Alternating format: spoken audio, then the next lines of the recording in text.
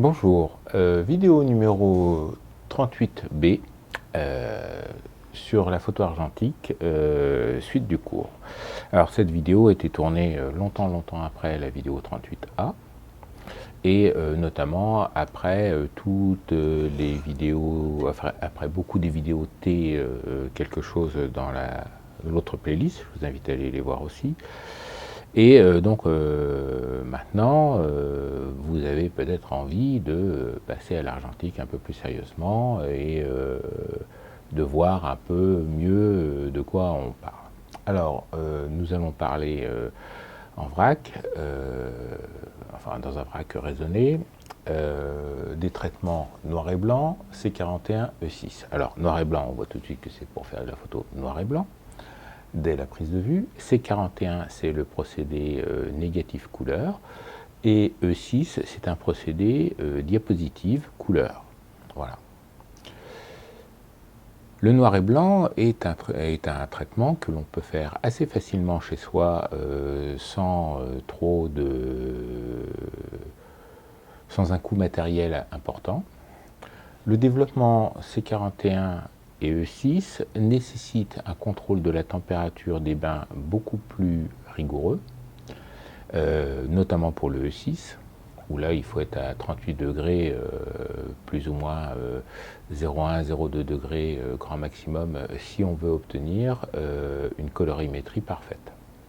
Voilà. Le contrôle de la température des bains couleurs influence grandement la colorimétrie, la justesse de la colorimétrie des films couleurs. Donc, c'est beaucoup plus simple à faire quand on a une machine.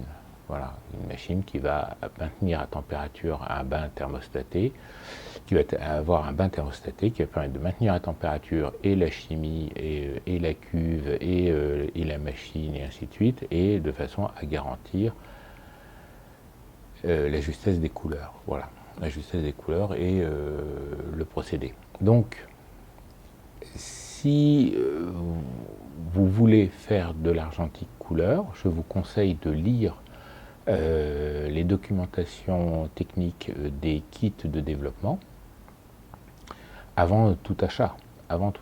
Parce que moi je vous dis il faut maintenir à 0,1-0,2 degrés, vous n'êtes pas obligé de me croire, mais si M. Kodak ou si M. DTL le dit, bah, peut-être que c'est vrai. Voilà. Et voilà. Donc on va commencer par le noir et blanc. Alors la pellicule c'est quoi? L'argentique c'est quoi? La pellicule c'est quoi? Le procédé noir et blanc et le procédé C41 sont des procédés négatifs positifs, et le procédé E6, la diapositive, est un procédé positif direct. Le principe, ça repose sur de la pellicule. Alors la pellicule, je vous en ai déjà montré, hein, donc ça c'est une pellicule d'essai, voilà, tac. Donc la pellicule, ça c'est de la pellicule vierge, hein, donc ça se présente comme ça, c'est une couche de support. Donc on a un support plastique, voilà, qui peut être en différents matériaux. Ah, donc il y a autrefois il y avait du nitrocellulose, mais c'était autrefois, hein, il n'y en a plus. On peut avoir du PET. Donc ça c'est un petit bout de film déjà développé que j'ai coloré en rouge pour faire des manipulations et vous montrer. Donc ça c'est du PET, comme les bouteilles de Coca-Cola, hein, c'est du PET. Et l'autre, qui est tellement courant qu'on ne donne jamais son nom, je me souviens même plus ce que c'est. Enfin bon. Donc on a un support transparent, qui peut être transparent ou qui peut être diffusant.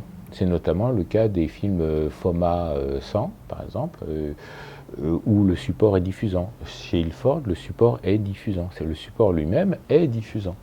Et donc, du coup,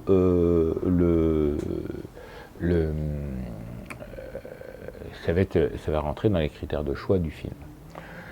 Et dans le cas du FOMAPAN, en 120, il est bleuté. Il est bleuté. Voilà. C'est le support qui est bleuté. Au-dessus, on est en noir et blanc. Ça, c'est le côté noir et blanc. On a une gélatine. Encore au-dessus, on a éventuellement une couche de protection. Voilà.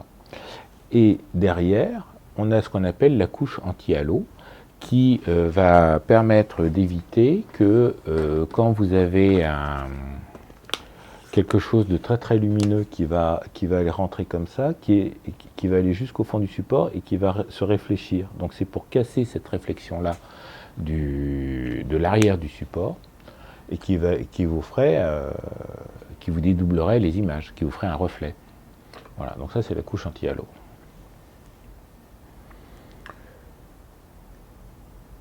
Une pellicule couleur va avoir à peu près les mêmes compositions de couches, sauf que la gélatine va être divisée en trois paires de couches successives.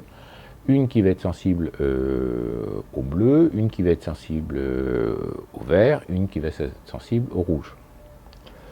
Et il y a donc un filtre jaune avec la couche sensible au bleu, magenta la courbe qui est sensible au vert, et cyan la couche sensible qui est sensible au rouge. Voilà. Jaune, magenta, cyan. On ne peut pas mettre de filtre rouge, vert, bleu, parce que les filtres rouge, vert, bleu, quand on les superpose, il n'y a aucune lumière qui passe. Alors que les filtres jaune, magenta, cyan, quand on les superpose, il y a toujours de la lumière qui passe quand même. Voilà. Donc du coup, le système fonctionne. Il y a eu des pellicules qui fonctionnaient avec des filtres rouge, vert, bleu spécifiques, qui étaient les autochromes, inventés par les frères Lumière. Et le principe, c'était sur la couche de gélatine noir et blanc, on avait une couche de grains de fécule de pommes de terre qui était colorée ou en rouge, ou en vert, ou en bleu, qui étaient écrasés dessus, et donc ils étaient jointifs à touche-touche, et en fait on avait des taches de lumière, rouge, vert ou bleu, mises de façon aléatoire sur la surface de la pellicule, noir et blanc. Et quand on développait, et convenablement, et que l'on reprojetait, on obtenait un positif que l'on pouvait regarder en couleur. Alors si vous voulez voir des autochromes, ben, c'est à Boulogne-Billancourt que ça se passe, à la Fondation Albert Kahn, qui a une jolie collection d'autochromes, et donc on faisait de la photo couleur en 1900 avec les autochromes, aux alentours des années 1900, avec les autochromes lumière. Et ça a gardé des jolies couleurs, c'est intéressant. Mais bon, c'est complètement... plus personne n'en fait, quoi. Voilà. Alors, maintenant qu'on a vu comment c'est fait, on va pouvoir commencer à se poser plusieurs questions pour en faire chez soi. Alors, on va avoir deux aspects. On va avoir un aspect technique, tambouille, et on va avoir un aspect artistique. Alors, on va commencer par l'aspect artistique. L'aspect artistique, vous allez vouloir avoir un certain rendu d'image, et donc va se poser la question de savoir quel film choisir. Et quand on fouille un peu plus, c'est quel film choisir avec quel révélateur. Parce que un film peut avoir plusieurs rendus différents suivant le révélateur que l'on utilise. Donc, le plus simple pour commencer, c'est se dire, tiens, j'aime bien les photos que fait cette personne. Soit il a mis dans la description de la photo son procédé, le film qu'il a utilisé, quel révélateur il a utilisé, et ainsi de suite. Et dans ce cas-là, vous copiez. Soit il ne l'a pas mis, vous essayez de le joindre. Et que ce soit sur Flickr ou que ce soit dans les forums, on peut joindre les personnes en général. Et en général, les personnes répondent et disent exactement ce qu'ils ont fait et ce qu'ils ont utilisé. Et donc dans ce cas-là, vous dites, tiens, j'aime bien le rendu de... c'est mon de citer un nom, mais j'aime bien le rendu de Tartampion. Tartampion a pris de la T-Max, a pris du D76. Et pour commencer, je vais m'acheter une T-Max, la même que lui, et puis utiliser le révélateur le même que lui, et puis voir si j'obtiens le même résultat que lui. Voilà, c'est aussi simple que ça. C'est aussi simple que ça. De toute façon, il faut bien commencer par quelque chose. Hein. On peut commencer de manière scientifique, en téléphonant,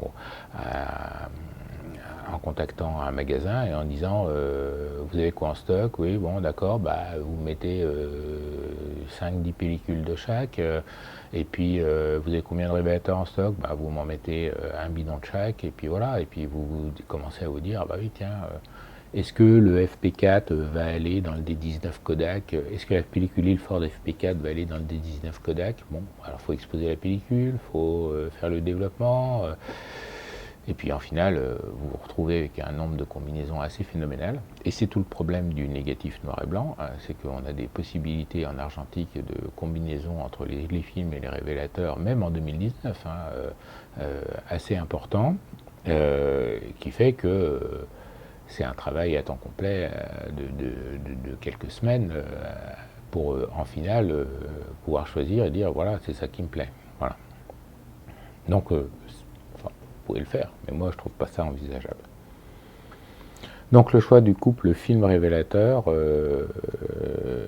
va vous donner un type de rendu. Alors le rendu, c'est quoi le rendu en noir et blanc? Ben, c'est la taille du grain, la granulométrie, la sensibilité utilisable, qui va permettre certains sujets ou pas, et puis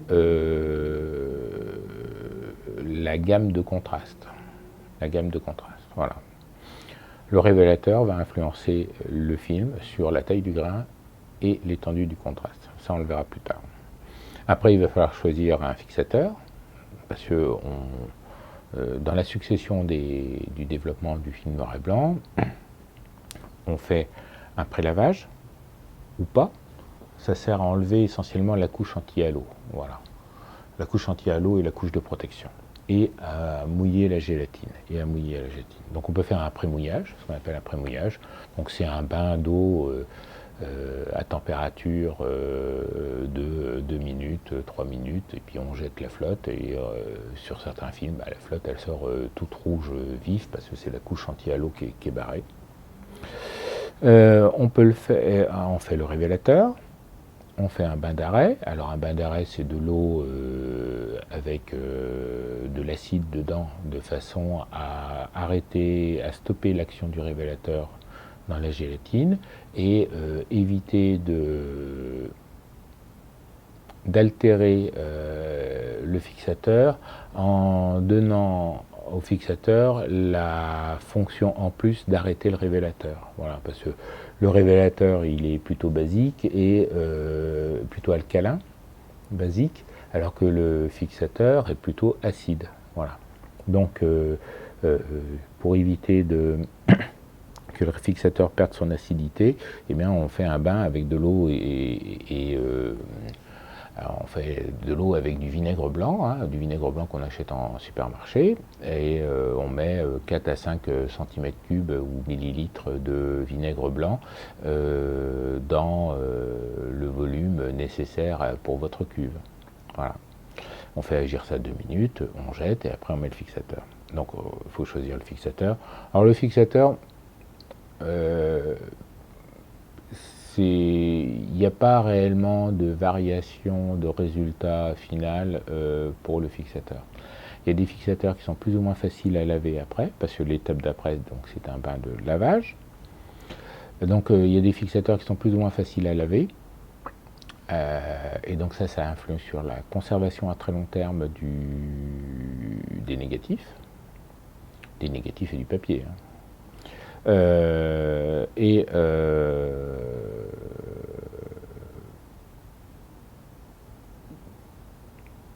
Entre guillemets, les fixateurs se valent à peu près tous. Voilà. Quand on les utilise dans leur domaine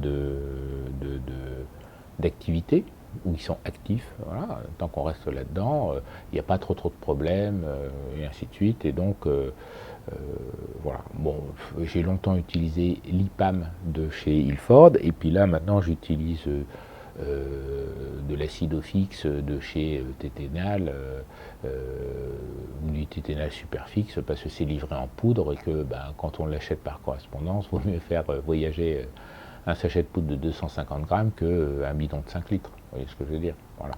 Et donc je prépare mon fixateur et voilà, et ça va très très bien et j'ai pas de soucis. Bon. Et donc après le fixateur, on fait un lavage, qui est une étape importante, qu'il ne faut pas négliger. Et puis après, on fait un dernier bain avec de l'agent mouillant, qui est, alors l'agent mouillant, moi j'utilise de l'huile Photol, Ilford, qui est un bidon de 250 millilitres que j'ai acheté il y a 20 ans, mais comme on en met très très peu à chaque fois, alors l'agent mouillant c'est ni plus ou moins que du savon. Donc on peut faire ça avec du myrrhe, on peut faire ça avec la marque Tipol, voilà, et ce que vous avez acheté sous la marque Kodak, Ilford ou Agfa ou Tetenal, ça ne sera jamais qu'une variation de ce concentré-là. Voilà. Il y en a un, alors je ne sais plus dans quelle marque, il s'appelle carrément Mirasol. Voilà. C'est du myrrhe dedans. Voilà. Mais par contre, je ne suis pas sûr qu'on puisse faire ça au pec citron, vous voyez ce que je veux dire. Bon. Et donc c'est l'agent mouillant, donc c'est un tensioactif, c'est un savon, c'est un tensioactif, et son but est de d'éviter les dépôts de calcaire au séchage. Voilà. Moi j'ai une eau qui est particulièrement calcaire, donc je fais mon dernier bain de rinçage avec de l'eau minérale cristalline, plus de l'agent mouillant, et j'ai beaucoup moins de traces de calcaire que l'agent mouillant seul. Voilà. Après, on va discuter de comment choisir une cuve. Alors ça sera peut-être... enfin, je vous utilise le truc. Hein. Les cuves, c'est comme les trépieds. Les trépieds, c'est Jitso. Les cuves, c'est Jobo. Voilà. Donc, comment acheter une cuve Jobo. Et pourquoi les cuves Peterson, ça ne va pas. Et pourquoi les autres cuves, à mon sens, ne sont pas agréables à utiliser. Les pinces de séchage... et puis éventuellement, après, on discutera de est-ce que c'est intéressant d'avoir une machine spécifique pour développer, ou et puis les feuilles de classement. Voilà. Donc, voici à peu près le programme de la photo argentique noir et blanc. Alors, comment choisir un film? Je vous ai dit, le plus simple, c'est de choisir par l'exemple. Le plus simple, c'est de choisir par l'exemple. Est-ce que vous voulez un grain fin? Est-ce que vous voulez un grain plutôt important, plutôt présent? Est-ce que vous voulez de grandes gammes de gris? Ou est-ce que des contrastes, des photos plus contrastées vous intéressent? Voilà. Et ça va influencer sur le choix de votre film et de son révélateur. Voilà. Moi, personnellement, j'aime bien les grandes gammes de gris, j'aime bien les choses à faible contraste, et donc j'ai choisi des films. Alors, en film, j'utilise du Relais Rétro 400S, qui est mon film entre guillemets courant pour le 6.6 par exemple, et puis j'utilise du Relais RPX 25. Qui lui est un film à grain fin, pour avoir beaucoup de détails, beaucoup de résolution, par exemple.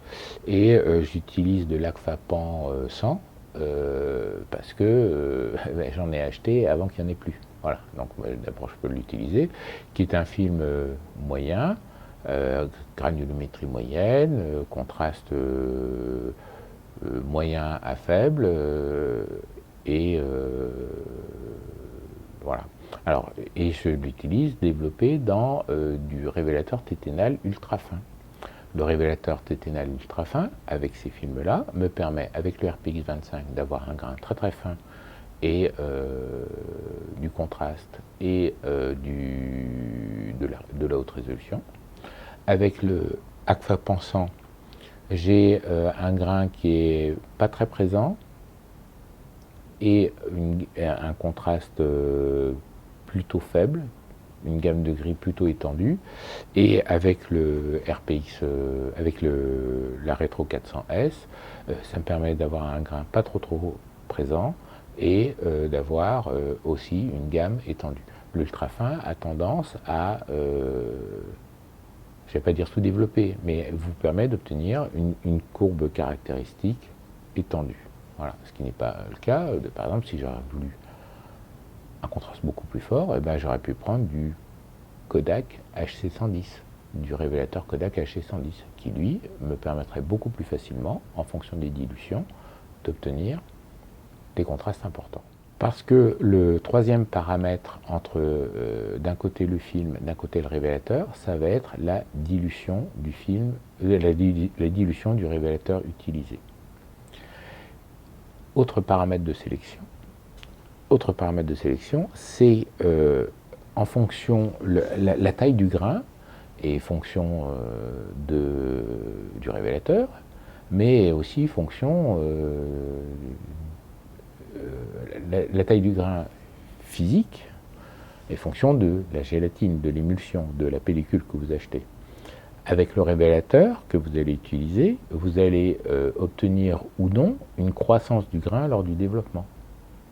Plus vous allez prolonger le temps du développement, plus vous allez laisser croître et agglutiner éventuellement votre grain. Je dis éventuellement parce qu'il y a des révélateurs qui compensent ce phénomène-là en dissolvant le grain au fur et à mesure qu'il grandit. Voilà. Donc il y a des révélateurs pour lesquels, quand vous prolongez le temps de développement, vous accroissez la taille du grain et vous faites que les grains s'agglutinent et ainsi de suite. C'est le cas notamment du Rodinal Agfa. Et puis il y a d'autres révélateurs, comme le D76 par exemple, qui a spécifiquement un composant dedans qui est là pour éviter que le grain s'accroisse, voilà, et qui bouffe le bromure, qui bouffe les bromures. Donc du coup, prolonger le temps de développement avec du D76 n'est pas forcément très favorable pour les détails fins dans les ombres, par exemple. Voilà. Mais le HC110, par exemple, il va vous donner des dilutions, des possibilités de dilution importantes. Alors le HC110 est un révélateur assez délicat à copier, dans le sens où il existe en 2 ou 3 conditionnements. Il y a le 1 litre et je sais qu'il y a le 1 litre et une bouteille plus petite. Et il se trouve que ce n'est pas le même concentré qui est dedans, et donc les dilutions ne sont pas les mêmes. Donc quand vous demandez à quelqu'un, et il dit je fais de l'HC110, il dit mais c'est une bouteille d'1 litre ou bouteille de, je crois, 125 ml ou 250 ml, parce qu'il va vous parler de dilution A, B, C, D, E, F, et donc avec les 1 litre on doit faire A, B, C, et puis avec l'autre on doit faire D, E, F ou un truc comme ça. Enfin bon. Et donc, parce que le révélateur, suivant comment vous le diluez, il va avoir un effet plus ou moins, il va avoir un taux de concentration de ses composants qui va être différent, et donc du coup ne va pas agir forcément pareil. Je vous rappelle que là on est dans le domaine de la chimie, et dans le domaine de la chimie, il y a des réactions qui se font ou ne se font pas, suivant la concentration des produits. Suivant la concentration des produits. Voilà, dans mon ancien labo, par exemple, il fallait que je décape des pièces en molybdène avec de l'acide nitrique. Eh bien, l'acide nitrique n'attaquait le molybdène que à un pH bien particulier. Si le pH était trop fort, si je mettais de l'acide nitrique pur, ça n'attaquait pas. Et si je mettais trop d'eau dedans, ça n'attaquait plus. Voilà. Donc le principe, c'était on remplissait d'acide nitrique, on mettait la pièce en molybdène dedans, et puis on rajoutait l'eau délicatement, parce que rajouter de l'eau dans l'acide, hein. Eau dans l'acide, suicide, hein. Acide dans l'eau, bravo, hein. C'est ce qu'on dit normalement. Donc le principe, c'est on rajoutait l'eau délicatement, l'eau était attaquée par l'acide nitrique, donc créait des ions H+, et OH-, et à un moment donné, la réaction démarrait, et c'était une réaction violente, et si on rajoutait 5% d'eau en plus, la réaction s'arrêtait. Voilà. Donc, alors c'est un cas particulier, il y a l'autre cas, c'est le cas de la saponification. Hein. Vous prenez un corps gras, de la soude, vous mélangez, ça fait du savon, hein, mais ça fait du savon que jusqu'à 66%. Vous n'arrivez jamais à transformer 100% de votre soude et matière grasse en savon. Voilà. Donc il se passe des choses bizarres dans le monde de la chimie. Et la photographie n'y échappe pas. Donc il y a des révélateurs que l'on peut diluer beaucoup. C'est notamment le cas du Rodinal de Agfa, où on peut faire des développements avec des dilutions à 1 plus 100, 1 plus 200. Voilà, vous faites une dilution à 1 plus 100, c'est-à-dire que vous mettez 1 litre de révélateur dans 100 litres d'eau. C'est ça ce que ça veut dire. 1 plus 100, c'est ça ce que ça veut dire. Donc vous avez 100 millilitres, vous mettez 1 millilitre. Une cuve normale d'amateur utilise à peu près 600 millilitres. Donc vous mettez 600 millilitres d'eau et puis vous mettez 6 millilitres de produits purs. Et vous développez 1 heure, et au bout d'1 heure, c'est bon, vous avez obtenu un développement qui fonctionne. Il y a d'autres révélateurs où cette manipulation ne fonctionne pas du tout, parce que le constituant qui développe réellement a besoin le constituant qui développe réellement, et on va en parler après, pourrait agir pendant 1 heure, mais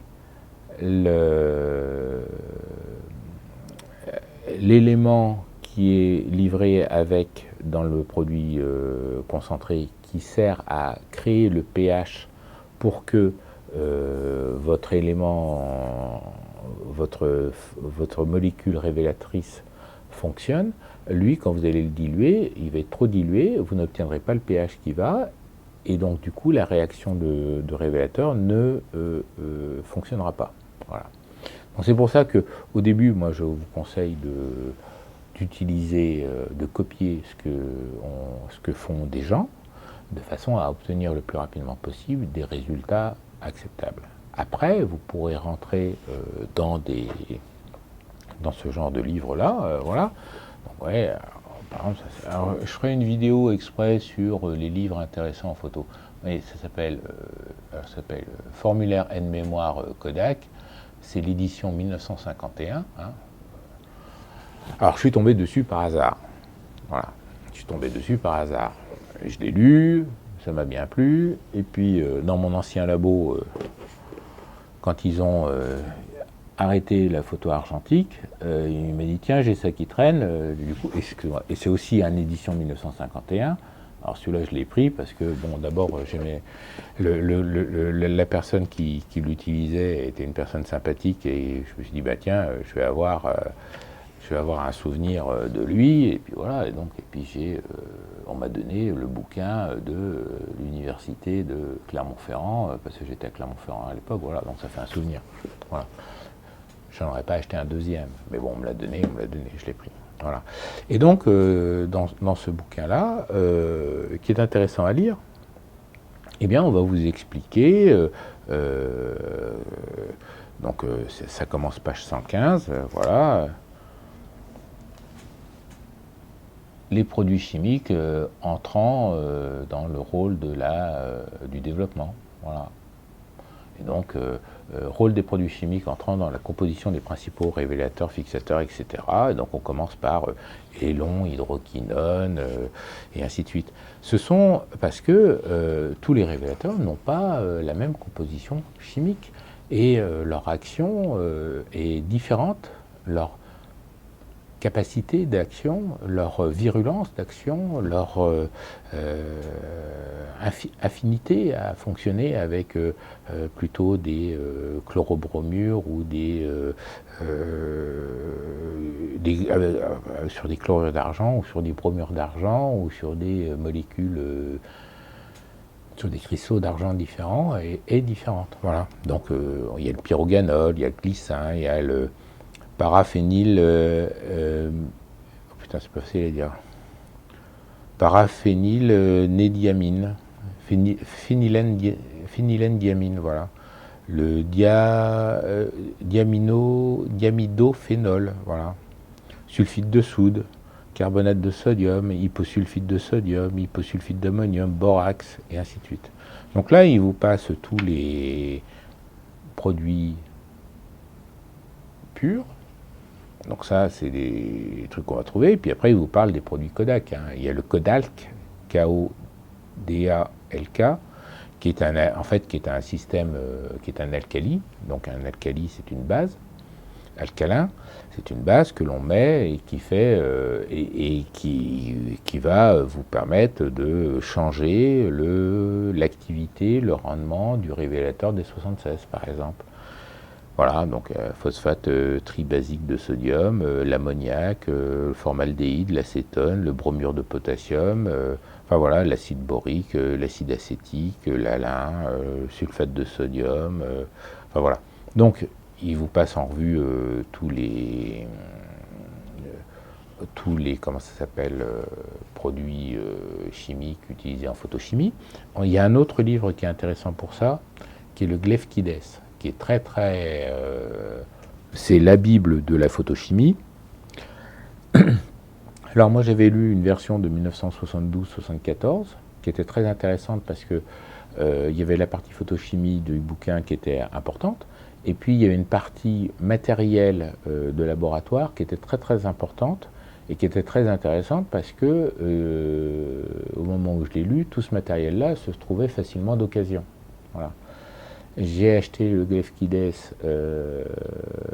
des années après. J'ai eu l'édition de, je vais dire une bêtise, 1986, 88, 90, où toute la partie matérielle était enlevée et il ne reste plus que la partie photochimique.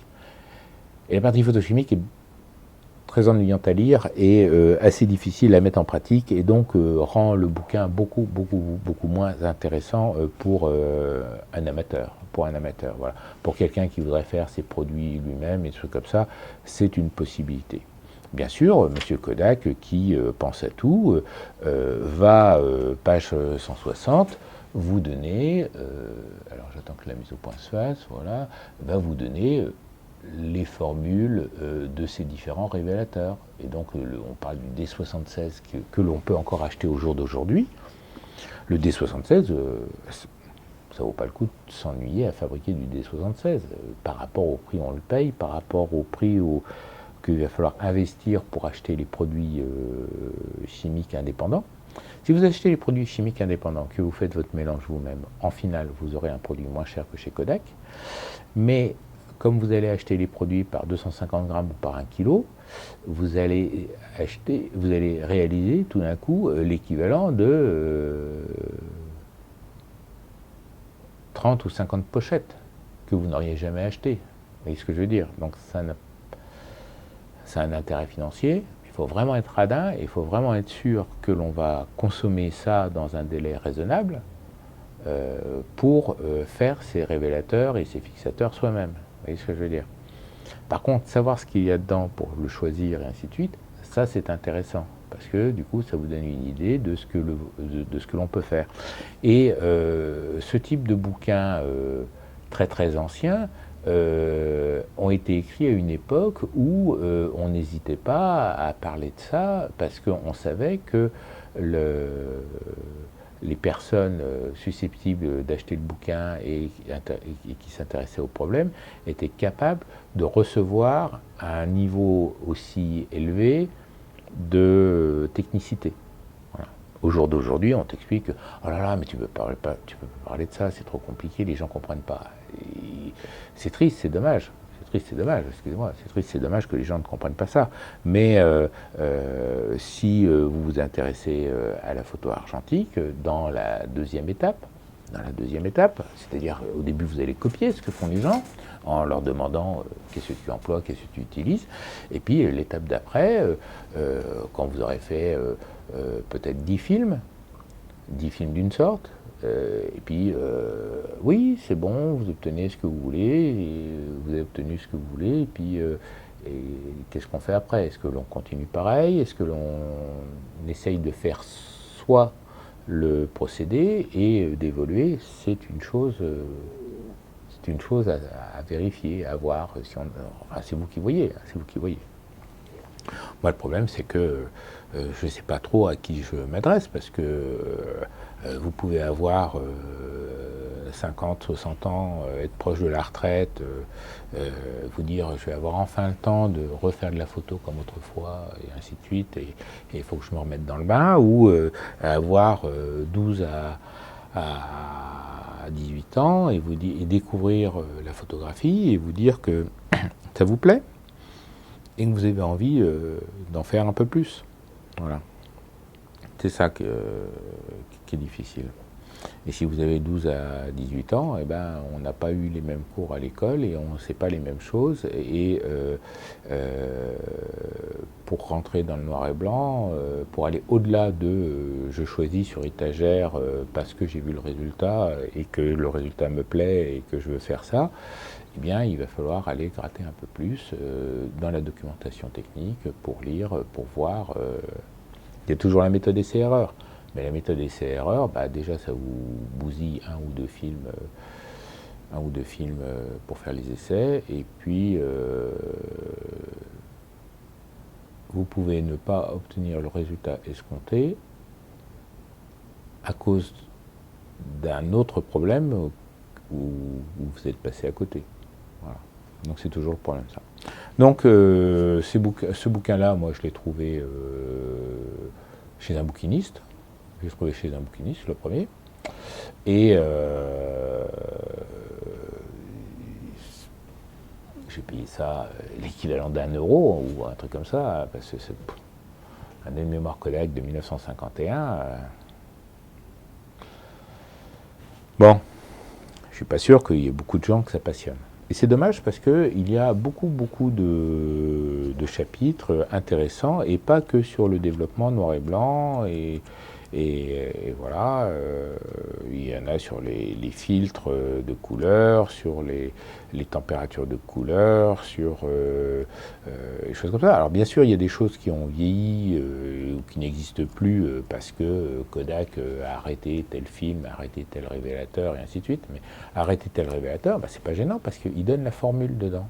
Il donne la formule dedans. Donc si vous avez envie d'un rendu d'un certain révélateur pour un usage particulier et que vous ne le trouvez pas, ben vous avez la formule dedans. Et donc du coup, vous avez des officines sur Internet qui vont vous vendre les composants de photochimie nécessaires à la préparation des bains et ainsi de suite. Et vous allez trouver ça, j'imagine, relativement facilement. Moi, je ne le fais pas. Hein. J'achète des produits tout prêts, tout comme ça, parce que ma consommation en argentique n'est pas délirante, hein, et que ce sont les révélateurs que j'utilise ne se gardent pas forcément très bien. Donc, du coup, je les achète au fur et à mesure de ma consommation et non pas en avance comme les films. Les films, ça se conserve très bien au frigo, il n'y a pas de souci. Par contre, le révélateur... quand vous avez ouvert la bouteille le 1er janvier, ben, grosso modo, si c'est un révélateur Ilford, 2 mois après, vous pouvez jeter le concentré. Si c'est du téténal et que vous avez pris soin de le protéger correctement, ben, ça dure plus longtemps. Et puis voilà, quoi. Donc, j'achète pas 1 an ou 2 ans d'avance de révélateur. Voilà, c'est ce que je veux dire. Le fixateur, oui, on peut, parce que moi j'achète du fixateur en poudre. Parce que je me dis que ça ne sert à rien de faire balader de l'eau. Hein. De l'eau, j'en ai au robinet. Hein. Donc j'achète du fixateur en poudre que je dilue moi-même, et voilà. Quand j'ai commencé l'argentique, on m'a dit, tiens, gamin, voilà une Ilford, prends une Ilford, tac, fais du noir et blanc, tu verras, c'est facile, c'est sympa. Et j'ai eu beaucoup de déboires à mes tout débuts, tout simplement parce que j'étais entouré de personnes qui ne savaient pas ce que c'était que le noir et blanc. Et j'ai eu beaucoup de soucis, j'ai eu des mauvais conseils, les revues spécialisées n'en parlaient pas, parlaient d'autres choses, et quand ils en parlaient mal, et ainsi de suite. Et donc du coup, ça m'a emmené donc j'ai voulu comprendre, et donc ça m'a amené à lire des livres un peu plus sérieux, des livres un peu plus sérieux, faits par des gens. Hop, j'attends qu'il fait la mise au point coco. Voilà. Par exemple, ce bouquin-là, si vous le trouvez sur Amazon, choses comme ça, c'est un bouquin qui est très intéressant à lire quand on va s'intéresser au noir et blanc. Alors c'est pas avant de commencer le noir et blanc, ce n'est pas au bout de 6 mois de faire du noir et blanc, mais lisez ça dans l'année où vous avez commencé le noir et blanc. Voilà, ça c'est sympa à lire. Il y a des jolis graphiques, il y a des jolis dessins, et ça aide à comprendre certaines choses qui se passent, notamment là, j'ai choisi cette page-là au hasard, mais par exemple elle présente bien. Donc ça c'est l'évolution du temps du développement en fonction du révélateur. Voilà. Donc ça, voilà, donc c'est gradué en minutes. Les courbes sont et c'est influence de la durée du développement sur la gradation et la sensibilité au voile. Voilà. La gradation, c'est le gamma, c'est le contraste du film. Voilà. Et donc là, par exemple, bon, ils ont pris un exemple et puis ils font varier le temps. Donc au début, on a la pente qui augmente, donc ça c'est la gradation qui augmente. Et puis au-delà d'un certain temps, là on est dans les 14 minutes, des choses comme ça, et bien on voit le voile qui augmente. Voilà. Parce que ce qui se passe, c'est que dans le révélateur, on a deux types de développement. On a ce qu'on appelle le développement chimique et le développement physique.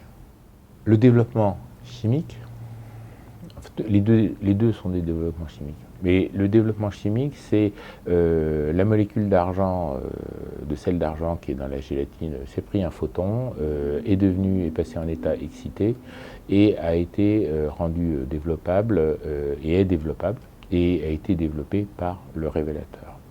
Le développement physique, c'est l'activité du révélateur est suffisamment forte pour développer une quantité non négligeable de grains d'argent qui n'ont pas reçu de lumière, qui ne sont pas excités. Voilà. Et donc, bien sûr, plus vous allez prolonger le temps de développement, plus vous allez développer des grains d'argent qui n'ont pas vu de lumière du tout, et faire monter ce qu'on appelle le voile. Le voile, c'est un gris uniforme, une densité uniforme au niveau du négatif. Et donc, c'est pour ça que certains révélateurs fonctionnent très bien en stand développement. Le stand développement, c'est on met le révélateur sur la pellicule et puis on laisse reposer pendant une demi-heure, une heure et demie, 2 heures.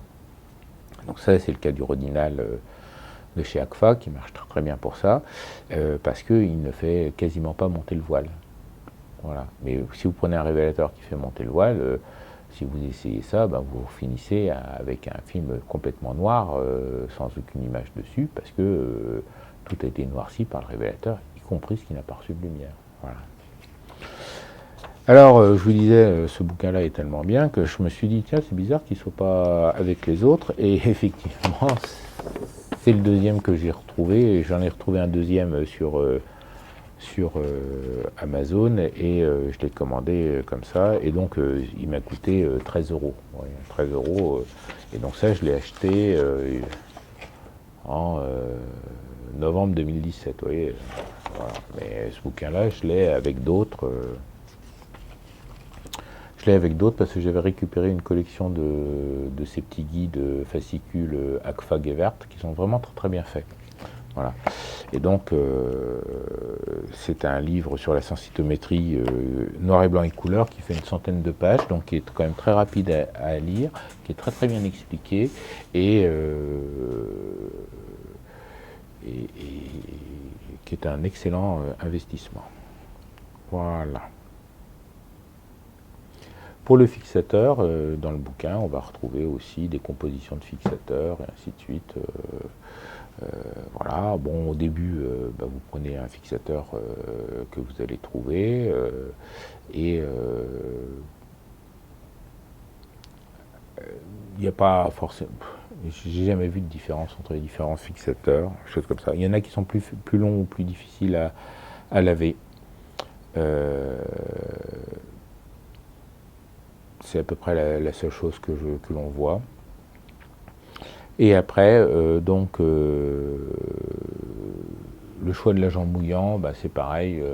On avait acheté une bouteille d'Ilfotol et puis on continue à l'utiliser parce qu'on l'a pas fini, parce qu'on met, alors là, l'Ilfotol ou le myrrhe, on en met mais vraiment très très très, très peu. Hein. C'est-à-dire qu'on en met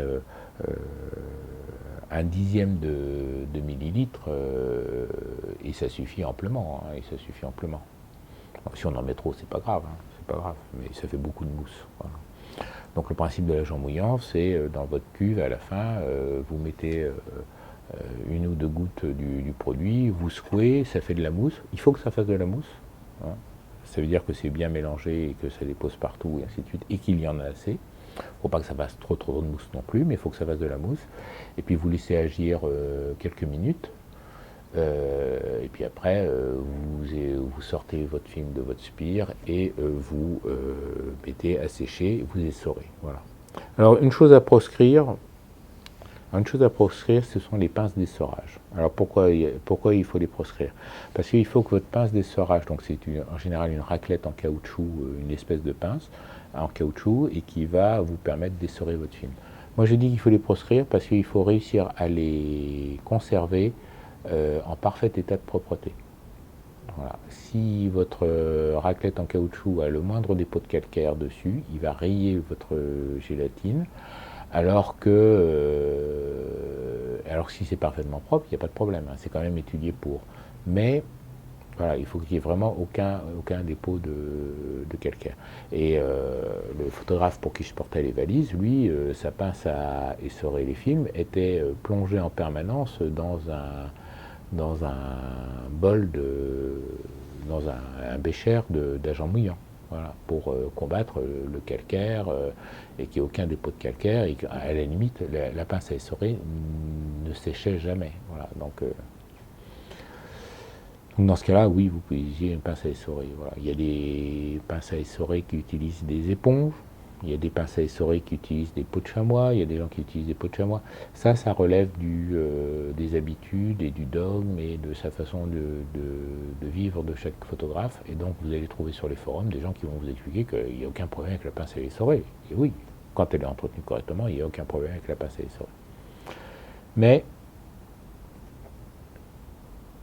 moi, j'ai pas ma pince à essorer en permanence dans l'agent mouillant. Moi, personnellement, j'ai mes mains qui sont baignées d'agent mouillant et je le fais entre deux doigts, et puis ça va très bien, et voilà, et ça va très bien, et ça marche très bien.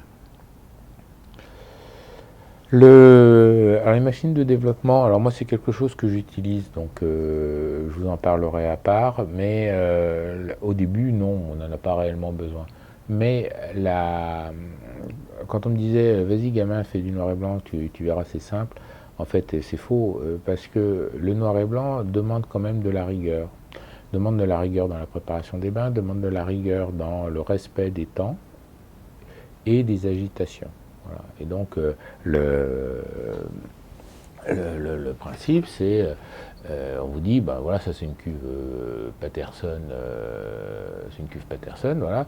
On dit, bon voilà, sur le dessin, c'est tu agites comme ça. Bon, d'accord, tu agites comme ça, tu agites comme ça, tu agites comme ça. L'agitation, déjà, tu agites comme ça. C'est pas évident. C'est pas écrit, c'est pas explicité, c'est pas. Et du coup, mais ça a une influence sur le résultat final. Parce que ça, alors, excusez-moi, ça, c'est doux. Ça, c'est violent. Voilà. Et le problème, c'est, voilà, ça c'est la cuve que tout le monde va vous conseiller, la Paterson de film. Ah là là, mon gars, la Paterson. J'ai un copain qui est au Portugal maintenant, il ne jure que la Paterson. Ouais, tu fais 2 films là-dedans. Tu fais en 24-36, tu fais 2 films 24-36 dedans, voilà, 72 vues. Il y a des gens, je connais des gens du côté de Courbevoie, 72 vues, il faut 3-4 week-ends pour arriver à 72 vues. Mais pour d'autres, c'est pas beaucoup. Et vous revenez d'un shooting, vous revenez d'une séance photo, et puis vous avez 3 pellicules, 4 pellicules à faire, où vous développez le week-end, enfin vous développez les photos du week-end, et ainsi de suite, voilà. 2 films par 2 films, au début ça va, mais après quand on en fait beaucoup, non, parce que vous revenez du week-end, vous avez fait 3 pellicules, 4 pellicules, 5 pellicules, voilà. Moi, un week-end en 6-6, je fais 6 films, 6 à 12 films, voilà. C'est, voilà. Bon. Certaines personnes diront que je suis un gros nul et que je fais des photos de merde et que voilà, très bien, c'est leur choix. Moi, je trouve que mes photos sont très bien et en tout cas, je revendique chacune de mes photos. Et voilà, 12 films, ça fait 12 fois 12, ça fait 144 vues. En numérique, un dimanche, une sortie du dimanche, je fais entre 100 et 180 photos. Voilà, parce que bon, c'est moins cher, c'est moins cher. Enfin, bon. Voilà, voilà. Donc du coup, ceci va conclure cette vidéo 38B, bon, qui est un peu une vidéo générale, qui est encore une vidéo générale. Je pense que pour les points particuliers, ce seront des vidéos T. Hein. Et voilà, et on va continuer. Sur ce, soyez éco pour essayer de comprendre, optimiser. Donc le principe, il va falloir optimiser avant d'essayer. Il va falloir essayer de comprendre avant pour pouvoir optimiser. Donc je vous dis, le plus simple, c'est au début copier ce que font les gens qui obtiennent un résultat qui est bien. Alors le problème, c'est que le résultat qui est bien, vous allez le voir surtout via Flickr et via les forums. Et il ne faut pas oublier qu'il y a une étape de numérisation de la photo et éventuellement de retouche du fichier numérique qui peut arranger les choses. Donc ce que vous allez obtenir n'est pas forcément exactement ce que vous allez voir.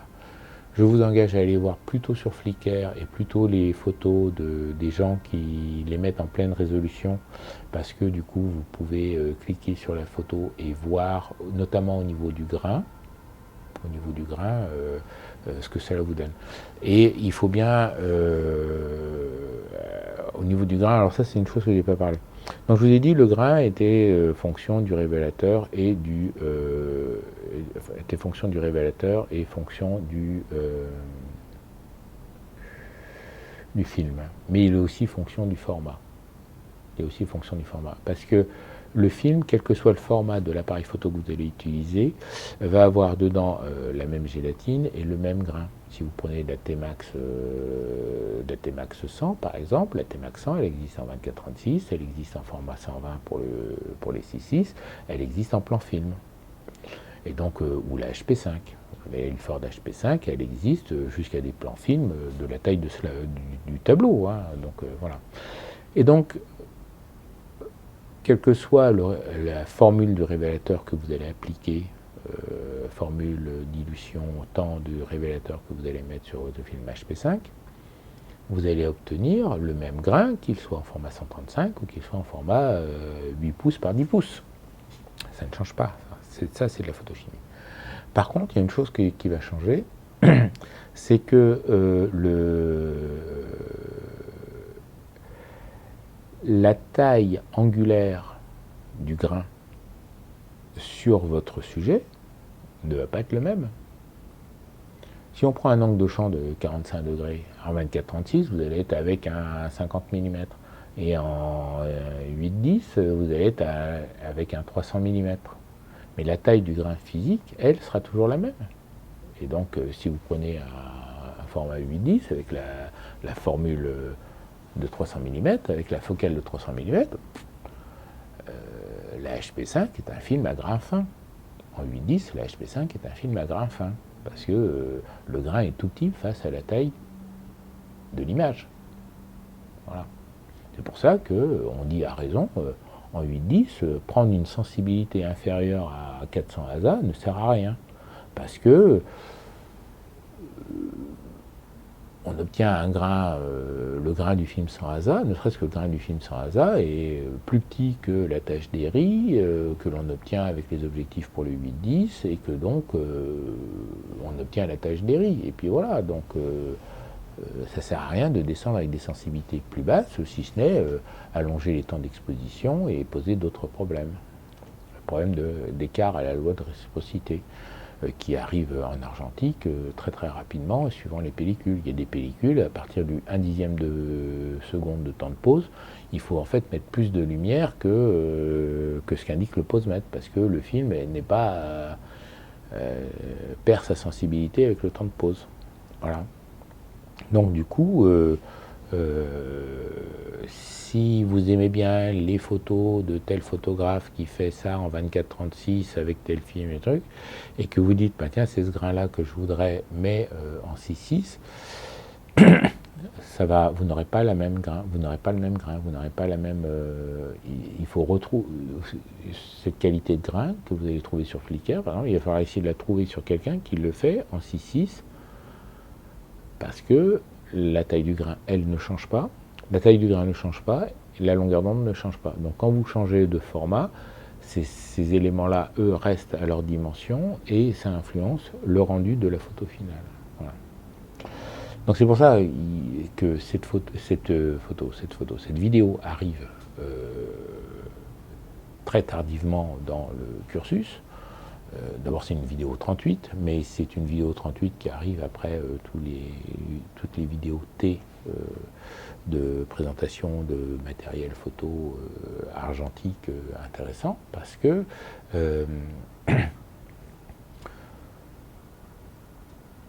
le rendu dépend du film, du révélateur et du format dans lequel on a pris la photo. Après de la formule optique, de l'objectif utilisé, et ainsi de suite. Voilà. Vous n'obtiendrez pas le même rendu fait à l'aérohectare et en 4.5 qu'avec un 6.6 avec un objectif moderne et un film RPX 25 par exemple, ou un Leica avec un objectif moderne, un Leica 24-36 avec un objectif moderne et le RPX 25. Voilà, voilà. Si vous aimez si vous aimez le grain de la Trix en 24-36, regardez des photos faites à la Trix et en 6.6 et de la Trix faite à la 4.5 et vous verrez qu'on n'obtient pas du tout le même grain. Donc c'est pour ça que l'argentique demande un travail de synthèse des connaissances de façon à pouvoir comparer une photo avec une autre, voir quelle est l'influence du système avec l'autre. Voilà. Bon, voilà. Bon, toujours est-il que soyez éco pour essayer de comprendre et optimiser. Voilà. Essayez de comprendre beaucoup avant. Lisez les pages de forum. Essayez de trouver acheter un bouquin ou deux sur le noir et blanc, il y en a. Alors, l'aide-mémoire n'est pas un cours de photo noir et blanc du tout. Hein. Il y a beaucoup d'indications très très intéressantes, notamment page 38 sur les facteurs influents à la granulation, par exemple. C'est vraiment... et du coup, il y a une double lecture à faire. Il y a une lecture dans un sens et une lecture dans l'autre sens, pour comprendre exactement ce qui se passe et que dire, ah ben du coup, si ça influence, donc dans l'autre sens, ça influence comme ça. Le bouquin de la sensitométrie est un... Alors, la sensitométrie est l'étude de la sensibilité des films. Voilà. La sensitométrie, c'est ça. C'est la science de l'étude de la sensibilité des films. C'était quelque chose d'indispensable à faire dans la première année où on fait de l'argentique noir et blanc.